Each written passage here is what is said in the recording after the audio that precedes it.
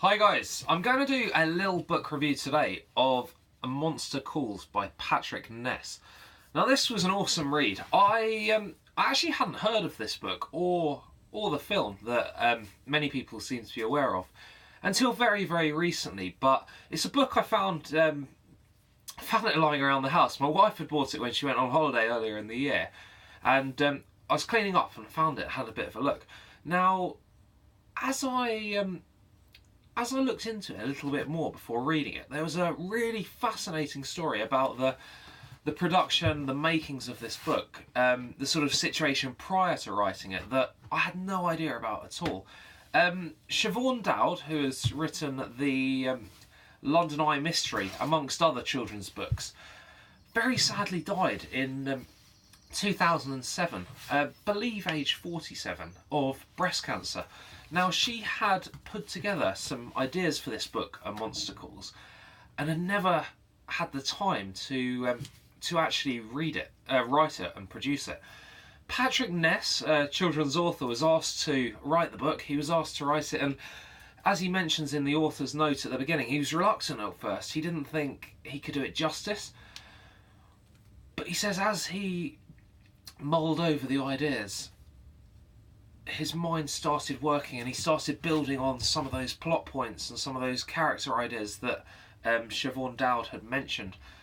Now it's a really fantastic read, this. It's a different sort of book. It's a book that I read in the space of, I'd say I read it over 2 or 3 hours, and I enjoyed it so much. The book centres around one main character, a boy who is having a really tough time in life. He is living with his mother. He just lives with his mother, and she is battling with cancer. The book starts with the boy waking in the middle of the night to a very large monster at his window. But he isn't scared of the monster, and he tells the monster this. The monster is in the form of a tree, a yew tree, it transpires. He tells the monster, "I'm not afraid. This isn't the nightmare. This is nowhere near as scary as the nightmare." And he refers to his nightmare quite regularly throughout the book, but it isn't until later that we find out what his nightmare actually is. Now the monster says to him, "I'm going to tell you 3 tales, 3 stories.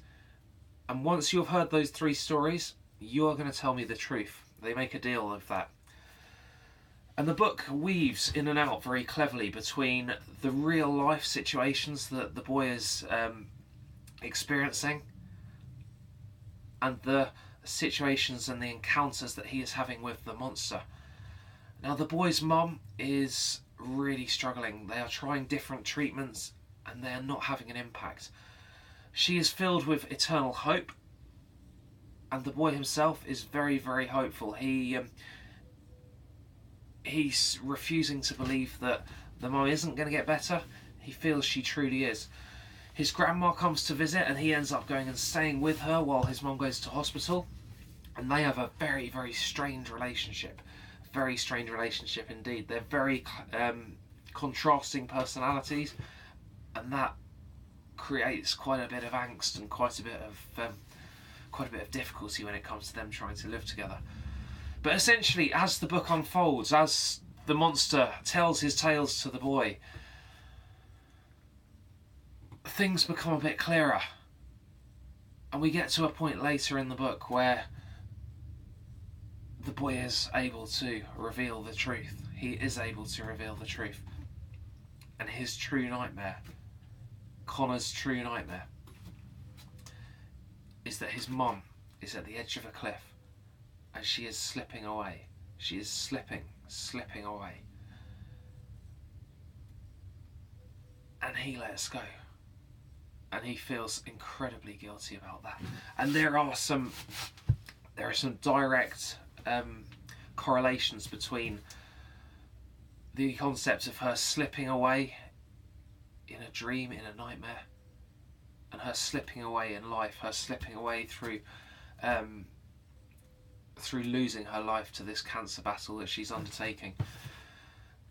The way it's written is very, very clever indeed. The way it's written got me thinking that it'd be a very tricky read for anyone that's gone through this situation themselves, but perhaps quite a powerful read that helps them put things in perspectives and helps them remove any level of guilt they might have over the situation.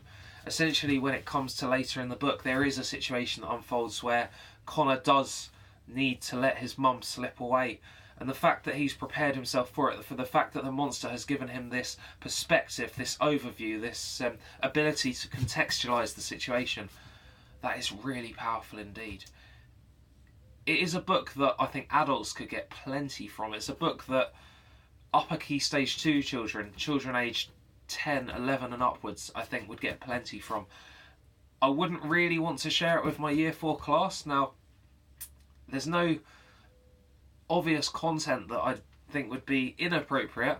It's just a heavy hitting story, and it's a story that I think you might need to be a little bit more emotionally mature to be able to properly access and properly appreciate.